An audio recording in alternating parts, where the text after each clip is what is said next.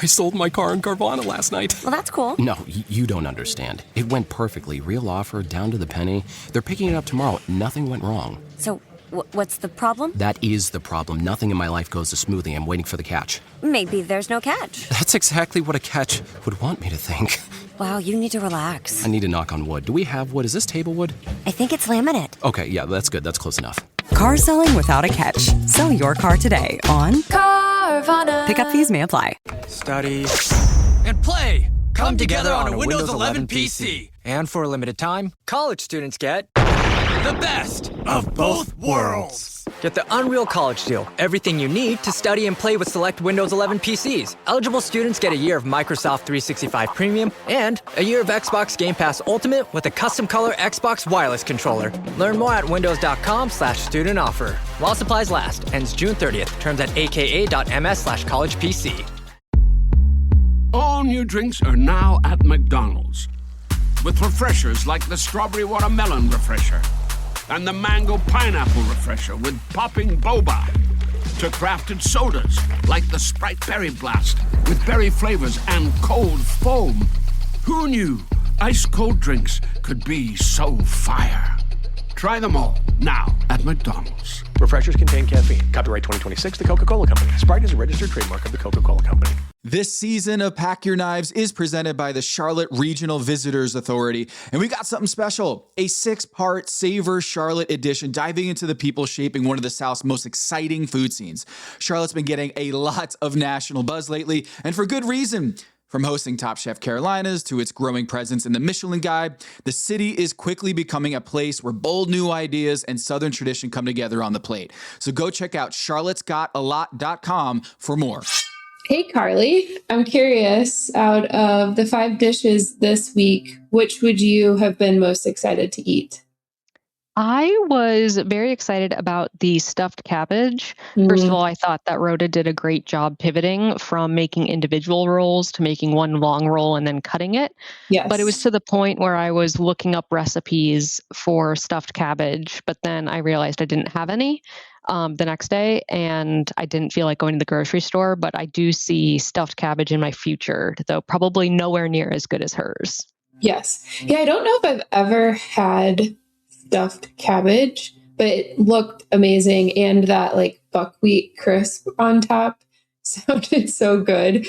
Yeah, I would have loved to have that. I think the one I was most excited about was Lawrence's. I love like a good fried fish sandwich, and it like the fact that he made his own buns and then did catfish, like that looked so good. So I would have loved that too. Also, most of them were seafood this week, so I was like, I could have had all of them except the chicken liver mousse too. So that also was very exciting. They all looked really good. Yeah, it was interesting because they weren't all necessarily seafood, right? Because they needed, like, some of them were like lake, because there was more mountain food, with the exception maybe of the shrimp, which Sarah and Tom talked about. Yes, and I think Rhoda and Sherry used shrimp. And then you're right. Brandon used crab as well. So you're right. I think I say seafood for fish in general. But yeah, it was a lot of seafood actually, instead of just the mountain fish. So that's actually a really good point. I mean, I thought that the crab from Jonathan was sort of a nod to his Mid-Atlantic, where he currently lives. I don't know if that's where the Dearden brothers are from, but I liked that. And yeah, Sarah and Tom go into lots of detail about choices in Pack Your Knives.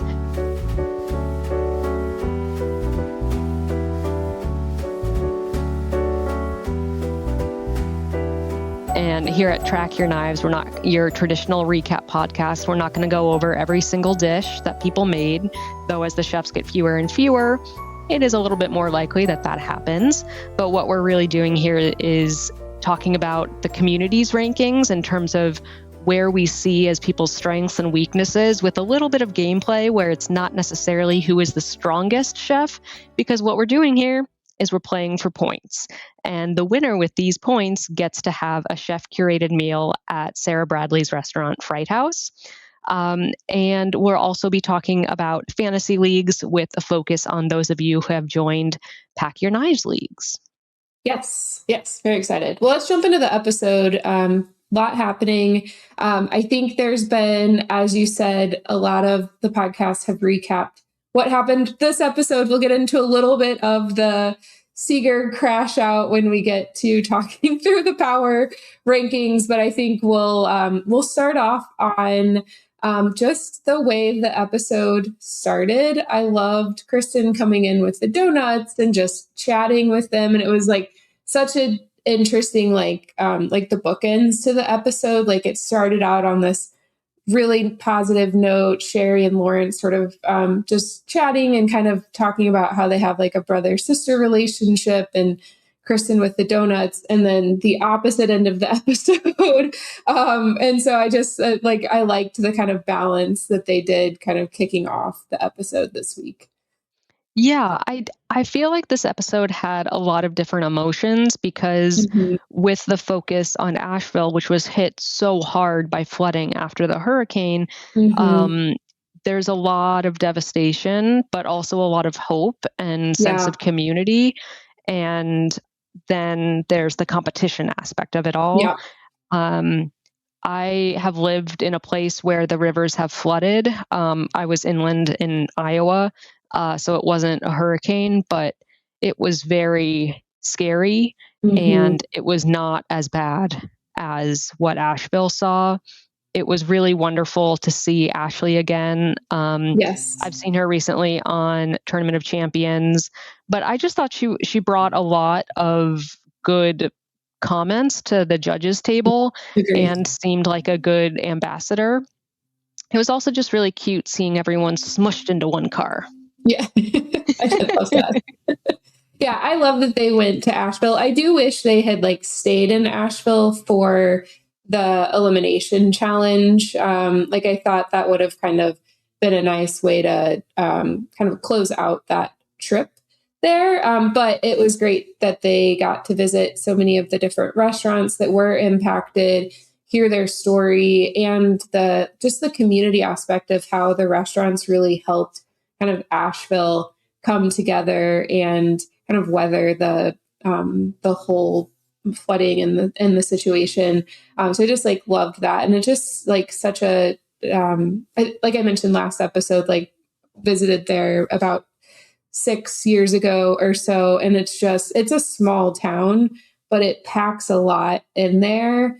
And so I just love to see kind of the Asheville pride and just how everyone's rebuilding. That was really nice.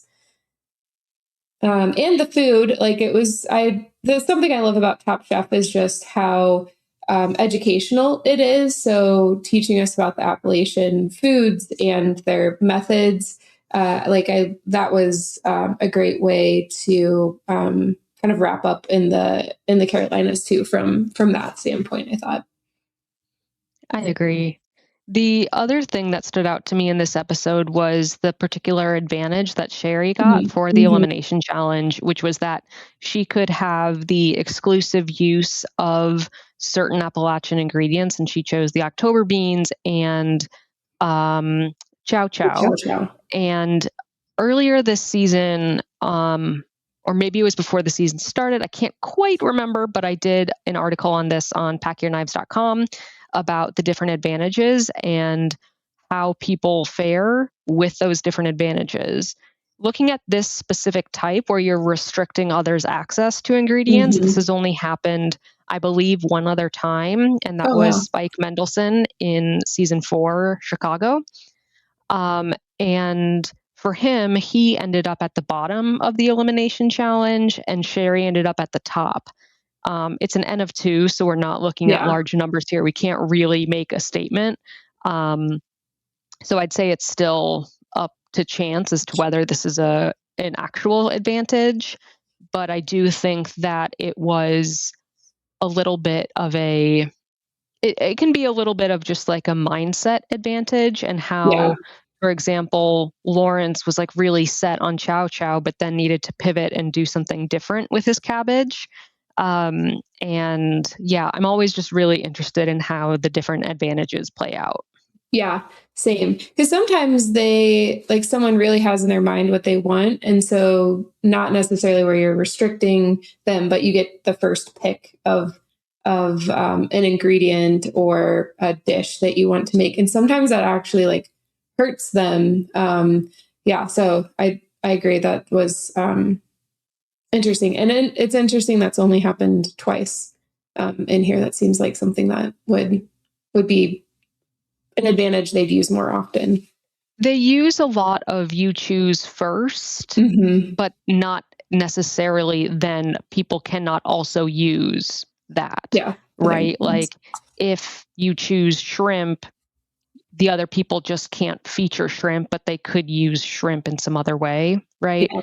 So, I mean, I think there's a lot of nuance. And as my rewatches of Top Chef have continued, the nuances of my notes have evolved, sometimes to be more specific and other times to be less specific. So there's a lot of categorization that has to happen. So if you're listening and you know of another time besides Spike in season 4 and Sherry in this episode, let me know and I'll update my data. Yes, I am. It's a lot of data to keep track of. And I'm sure there's things that happen in an episode and you're like, oh, I wish I had been tracking this for all of the seasons, because that's an interesting data point. And then like you can't rewatch all of them. So yeah, for example, back talk to the judges. Yes. Don't have that data. So. How many chefs have asked to read the rules live on the episode? I don't know if we've seen read the rules. The two things that come to mind, I think it was Jen Carroll and Grayson Schmitz in like seasons 8 and 13 or something, but it wasn't. I can't remember if it was when they were eliminated or if it was just at judges' table when they're defending themselves. Yeah, agree. Well, it was a great episode. Let's get into power rankings. So this week, how did you do? I improved ever so slightly from 42nd to 38th. There we go. This was my first time ever getting bonus question correct. Nice. And so I got 11 points. I had Seeger as most likely to be eliminated, and then I had Rhoda in the middle. Very good. Yeah. Similar. I had 10 points. So improved from 20th to 18th. It's not a huge jump. But I had Rhoda in third, but Seeger in fourth. So I had Jonathan going home this week, which was close, but I think it was definitely Seeger who was leaving this week. Yes. So we talked about the bonus question. I think we both got that right this week. And so we asked, will at least 2 chefs serve variations of the same thing?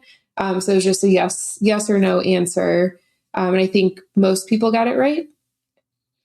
Yeah, 68 out of 94. And this was the episode with the largest number of players getting the bonus question right. And this is, as you said, your second time getting a bonus question right. Yes. But I want to give a shout out to the other people who, like me, waited until episode 12 to get a bonus question right, which is Will, Tangmeister, Sarah Ashley, Sarah G, Oz Top Fan, Muse, Matt M Croissant, London Fog, what a delicious drink, Katie R, Jason L, MJ, Chantel B, Buddha Low, again, not the chef, Ali or Ali, and AD Designs. Awesome. Congratulations. Yeah, it feels good. As one of them, I can say it feels good. And then Jen Ifer, it's Jennifer, but there's some nice hyphens in there, joins Serafina and Deg SF as the only people to get 4 or more bonus questions right. And those latter 2 are now at 5 bonus questions right. That's amazing. I don't know how, and I look forward to next year when maybe you're in my position and I can be in yours.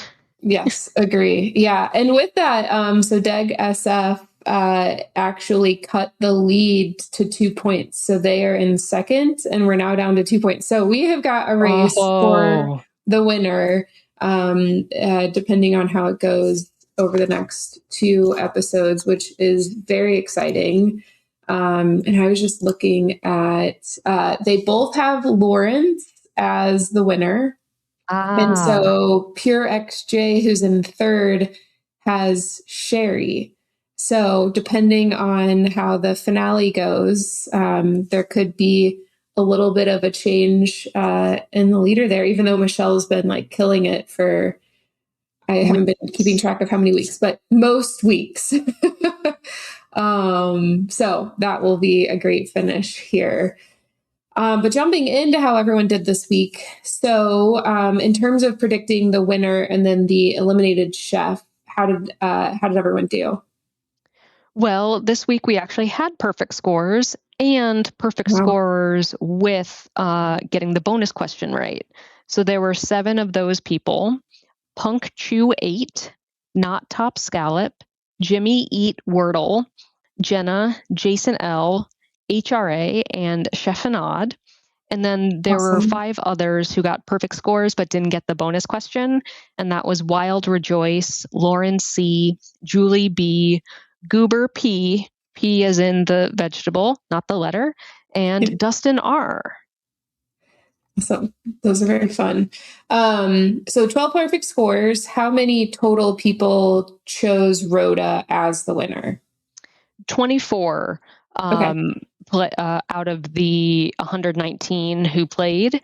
70% had Rhoda in their top 3. I always say this because I always think of it as we're talking as opposed to before the episode. But, you know, I really should have looked at the number of people who had Rhoda in their top 2 now that we're down to 5, because when then we look at who's in the bottom 3, the top 3 and the bottom 3, there's always that person in third who's in both of those categories. So my bad. But yeah, so 24 chose her as most likely to win, and then 21 chose her as most likely to be eliminated. So it was a little bit mixed there. Yeah. She was really not solidly. She was just barely in third to Sherry in the rankings. And yeah, so Sherry just barely had a better average power ranking. Whereas Rhoda had 24, choosing her as most likely to win, 21 most likely to be eliminated. For Sherry, it was 16 and 4, I believe. 16 and 4. And so there were just fewer people at the extremities for Sherry. But still 70% having Rhoda in their top 3. Yeah. It's getting close. Yes. Yeah. And I feel like she had an okay week last week. And so I'm not surprised that she had sort of a larger number at the bottom than like Lawrence or Sherry did. But I think, 70% in the top 3 makes a lot of sense for this week. Yeah, though since she's come back from Last Chance Kitchen, she's only been in the bottom once across quickfires and elimination challenges. It's just that first elimination challenge she came back and made the Eaten mess. It just was not successful. And then last week's episode, she was just safe and in. And so it just feels not as successful, but not being in the bottom for this much is quite good. Yeah. And I think she's like really leaning into her food now too. Like the first few episodes, I feel like she did. And then she kind of pulled back from that. And so I think she seems like she's excited again about the food she's cooking. So I'm really looking forward to what she does next, because I think she definitely deserves a spot in the finale. Yes. Have you ever rearranged your furniture and discovered the carpet underneath looks brand new while the rest of it looks, well, not so new? It's time for a carpet upgrade. At the Home Depot, we have stylish choices at simple prices from all the top brands. Best of all, we can install it for you, starting at only 49 cents per square foot. So all you have to do is pick your perfect floor. Start your carpet project today at the Home Depot. How doers get more done. Exclusions apply. For licenses, see homedepot.com/license numbers. This episode is brought to you by Redfin. You're listening to a podcast, which means you're probably multitasking. Maybe even scrolling home listings on Redfin, saving homes without expecting to get them. But Redfin isn't just built for endless browsing. It's built to help you find and own a home. With agents who close twice as many deals, when you find the one, you've got a real shot at getting it. Get started at redfin.com. Own the dream. Good sleep is everything. That's why Ollie's Science Back Support is made with a blend of melatonin and L-theanine for both kiddos and grown-ups.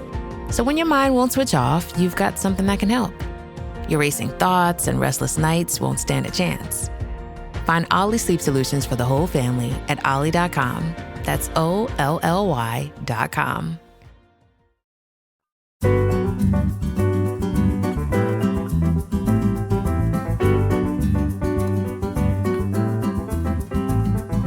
All right, let's talk Seeger. So Seeger went home this week.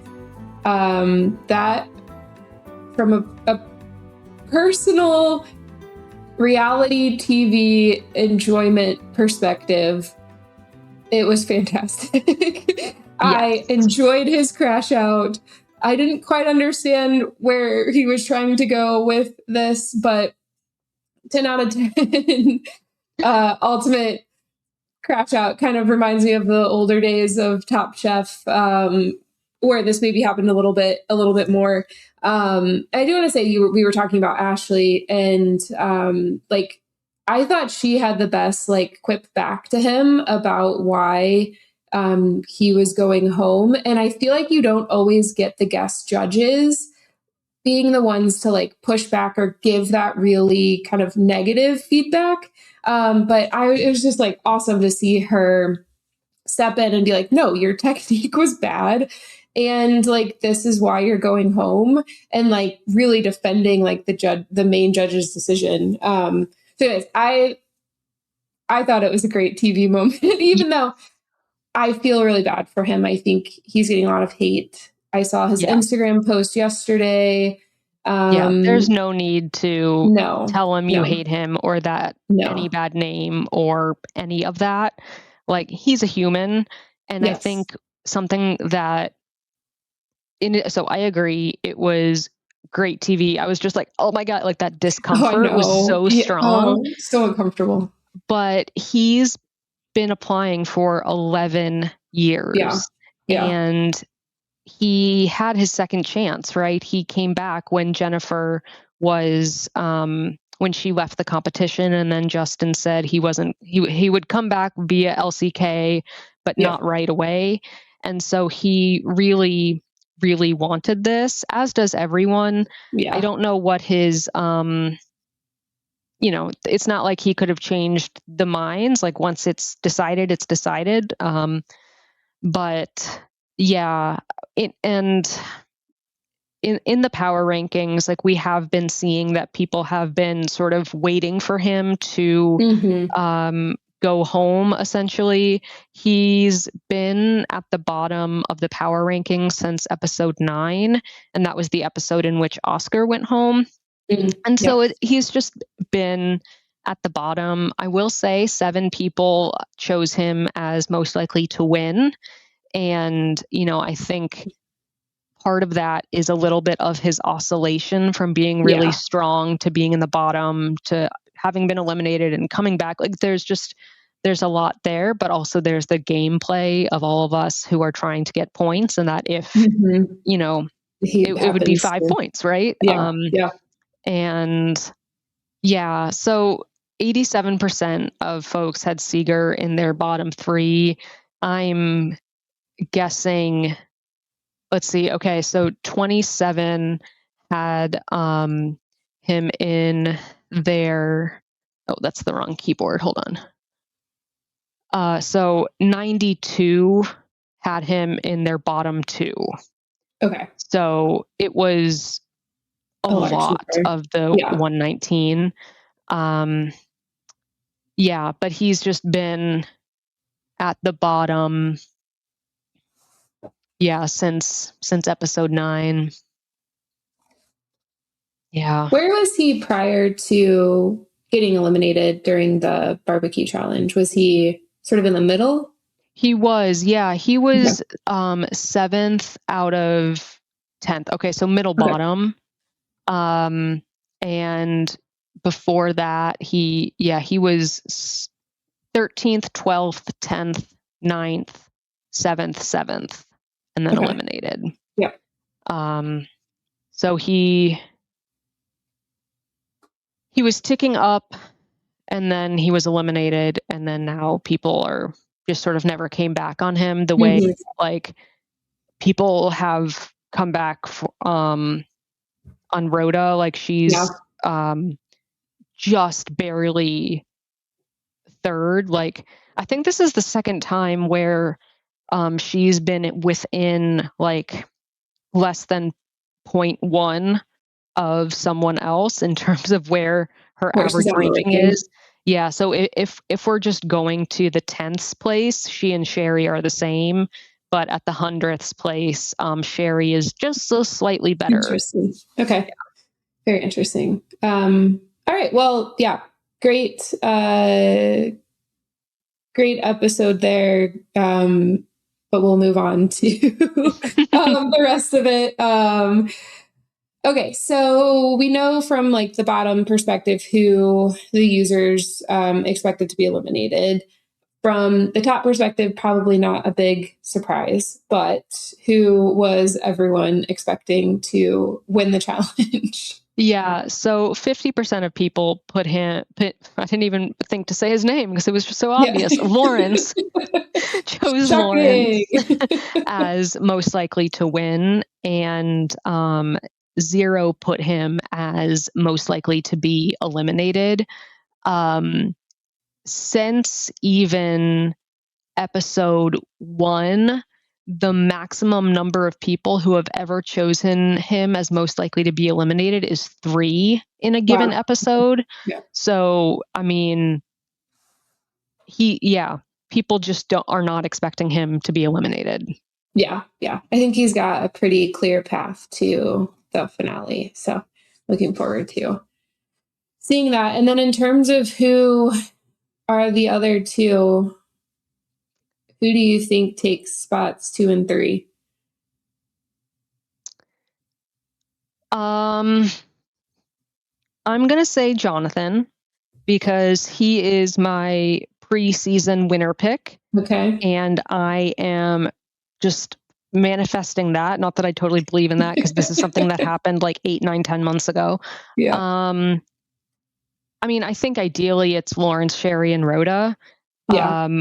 But with Jonathan as my pick, I'll go Lawrence, Sherry, Jonathan. I was about to say Rhoda, but Sherry has now had 6 elimination high and 1 elimination win, and very few, if any, elimination lows. Yeah. Let's see. Sherry, one elimination low. Yeah. So I think that she is just so incredibly solid. I think she's made very interesting food. The way it was like, her dish was a mix of a lobster roll, a hot dog, a hamburger. Like it was just, but it was, with beans. Like I thought it was so interesting, and like I just am not well versed in Brazilian food, and so it's been really neat to see her cook. So that's sort of what I'm leaning. What about you? Yeah, no, I think you're right. And I think I just have this like soft spot for Sherry, having had a chance to meet her. And so I'm like always rooting for her. And I like that like her personality seems to be coming out a bit more now too. So I think Lawrence, Sherry, and I feel like I'd love it to be Rhoda as the 3rd. I feel like you always get someone unexpected as the 3rd, like, what was it? The Was that last season? What was Bailey and Massimo? That was season 22. Yeah. Yes. So Bailey ended up making it to the finals when you maybe would have expected Massimo or someone else. So I could see Jonathan making it in potentially over Rhoda or Sherry, just because I think we see that a lot. But I'd love to see a Lawrence, Sherry, Rhoda finale. I think the foods that would come out of that, like they each have such like a clear point of view of what food they would likely cook, that I think that would be an amazing finale. Yeah, I totally agree. I also am debating if they get sous chefs, if Jonathan's in the finale, does he choose Brandon? Because Brandon did a really great job in Restaurant Wars, ensuring the success of other people's dishes. So that could make him, especially, you know, working with his brother, like that could be another success. Or it could just add to the tension in a finale where maybe Jonathan wouldn't want that. Yeah, I agree. We should do that next week, who we think they'll pick as their sous chefs, if we don't see it in the previews. Okay. That would be a fun prediction. I like that. Maybe we can make that the bonus question. All right. Well, next episode, last episode before the finale, Tom's 20 questions. That looks like it's going to be a lot of fun. I love sassy Tom. I love it. I think this is so fun. And I remember Savannah Miller in season 21, Wisconsin. She figured it out. She was like, there's a specific smell from garlic and ginger in a wok. And so she had this idea of like likely what it was, but didn't want to give it away, but wanted a specific question. And like, so she honed in. And so I'm really curious to see how that will go. And also, you know, what goofy ass questions get asked that are just not helpful. Like someone in Wisconsin was like, are there tomatoes? It's like, no, don't start there. Yeah, so I'm excited for that. And then the elimination challenge with no normal plates. Very curious, the one where they're like hanging. Yeah, what will come of that? So that, but it seemed like the judges were happy with the food they were getting in the preview. So that will be fun to see. Yeah. All right. Fantasy leagues. Not a lot of scoring notes this week with no quick fire. So it was pretty straightforward. Just kind of going down now that we're at like a very low number of chefs. Lawrence is still killing it in the top spot with 70 points. Sherry is behind him now in second. And so she has 46 points. So pretty big gap between Lawrence and Sherry, given all of Lawrence's wins. Rhoda is behind Sherry with 34, but she still actually has Anthony above her with 41 points. So as long as she makes it through this next episode and then into the finale, she actually might not be able to even surpass him unless she wins here. So we'll see if she can surpass Anthony and get into third with points. And then Jonathan is at the bottom of 15. He's actually behind Brandon and Dwayne, who each have 16. So that's kind of where we've landed. As you mentioned earlier, Sherry is like absolutely killing it with only being in the bottom once and 6 eliminations high out of 12. So 50% of the eliminations she's been in the top, which is pretty amazing. What about the teams? How is everyone doing on the fantasy league side? Yeah, so I'm going to go through each of the Pack Your Knives teams and call out the leader. So for Pack Your Knives 1, Jonathan F., who is team 4, is leading. Lemon Danny, team 3 of Pack Your Knives 2, is leading. Allison is leading Pack Your Knives 3. Risotto Curse, see you week after week. You are still leading Pack Your Knives 4. Costers is leading Pack Your Knives 6. Dumpling is leading Pack Your Knives 7. Cosmic Cave Soup is leading Pack Your Knives 8. And in the lead of Pack Your Knives 10 is M. Croissant. Congratulations. So, yeah, I I wish that maybe next year we can figure out a way for you all to chat with each other. But also always happy to take a little bit of smack talking if you want me or Kendra to convey that to your fellow Pack Your Knives leagues members. Happy to do that. Yeah, we're here for you. Yes. So my fantasy league is a much tighter race than yours. I'm only in the lead by 3 points. And yeah, whereas Katie is ahead of Bishop by almost 70 points. Insane. That is, I mean, that's like, you know, Tom and Sarah sort of difference. Yeah. That will be crazy if Sherry and Lawrence make it to the final. I mean, she's probably getting over 100 points then at that. And with only 2 chefs like that, that's not right. It's not right. No. I appreciate that your friend Caralia, she's lost her last chef, so is just straight up ending the season with negative points. But she's still doing weekly power rankings and like hasn't given up. And dedicated. Yeah, I love that.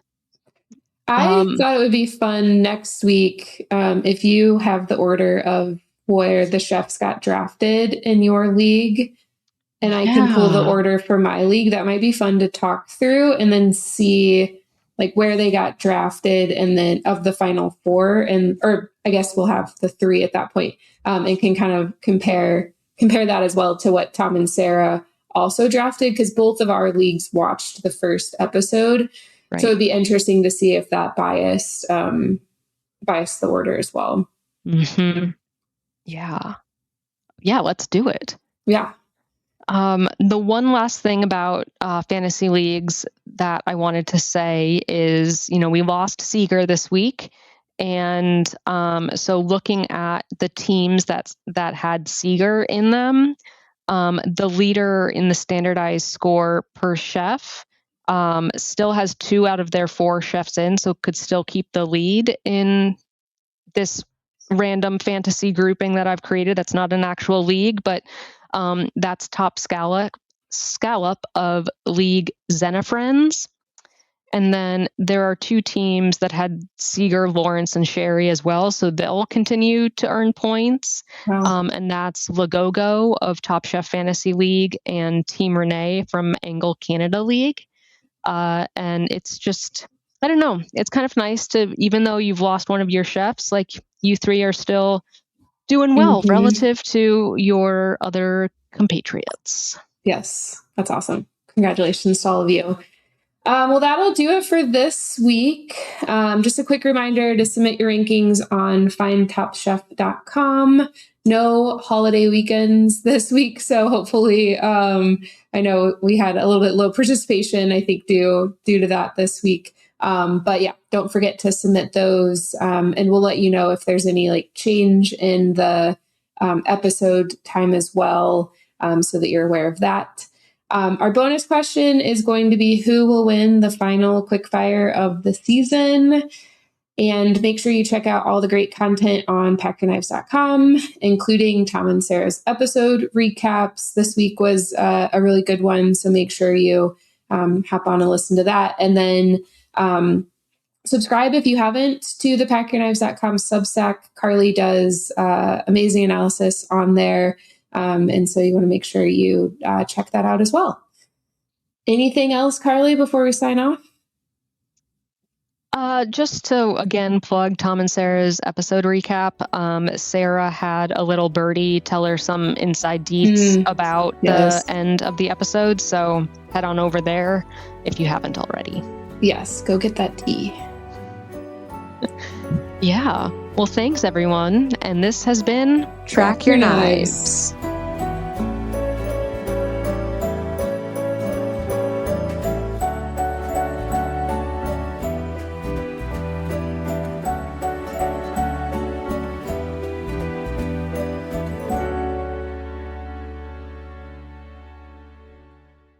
Did you know if your windows are bare, indoor temperatures can go up 20 degrees? Turn the temperature down with Blinds.com and get up to 50% off custom window treatments like solar roller shades and more during the Memorial Day mega sale. Whether you want to DIY it or have a pro handle everything, we've got you.